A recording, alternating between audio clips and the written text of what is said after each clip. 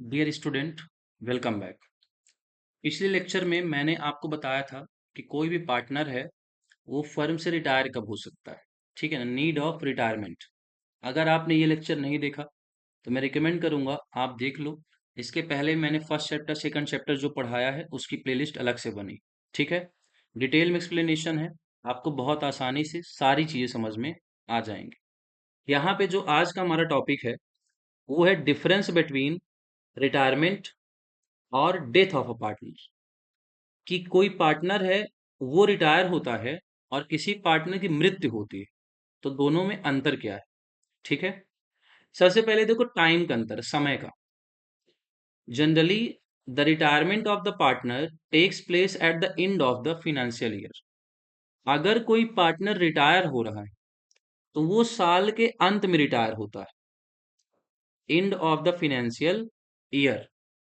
ठीक है, यानी फर्म से अगर कोई पार्टनर रिटायर हो रहा है तो साल के अंत में रिटायर होगा। Death of a partner can take place at any time.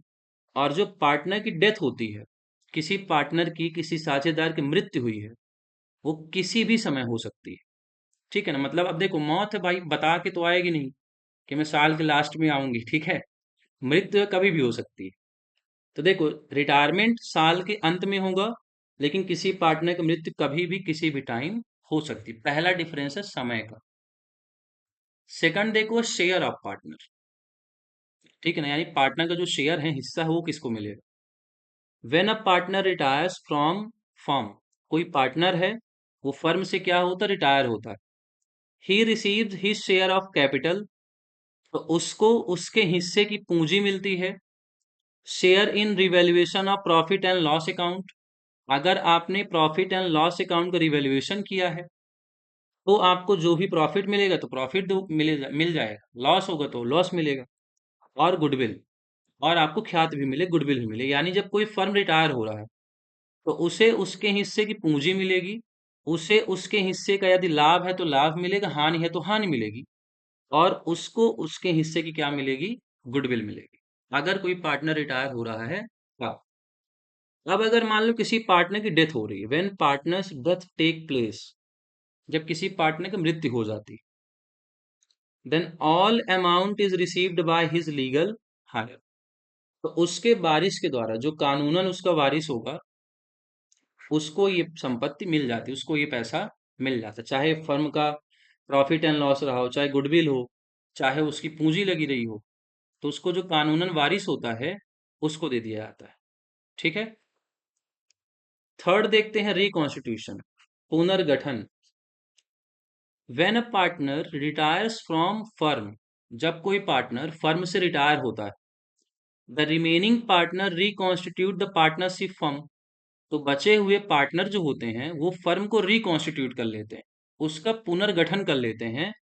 And carry on the business, और वो उस व्यापार को, उस बिजनेस को लगातार क्या करते रहते हैं, रन करते रहते, चलाते रहते हैं। यानी कि समझ लो, एक पार्टनर व्यापार से रिटायरमेंट ले रहा है, किसी पार्टनर ने कंपनी छोड़ दी, तो जो बचे हुए पार्टनर होंगे, रिमेनिंग पार्टनर्स होंगे, वो पार्टनरशिप फर्म को आगे उसके व्यापार को कंटिन्यू वो चलाते रहेंगे, रन करते रहेंगे।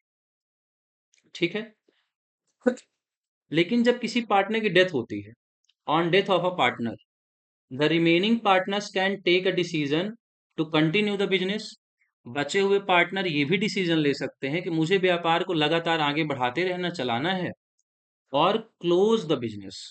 ठीक है ना, यानी कि जब किसी पार्टनर की मृत्यु हुई तो जो बचे हुए पार्टनर हैं वो ये डिसाइड करेंगे, या तो मैं फर्म को चलाता रहूं लगातार, या फिर मैं फर्म को क्या कर देता हूं, बंद कर देता हूं।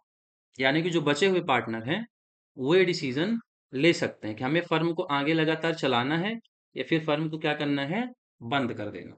ये डिसीजन बचे हुए पार्टनर्स के ऊपर डिपेंड करता है। आखिरी हमारा जो अंतर है वो है रिलेशनशिप, संबंध क्या है।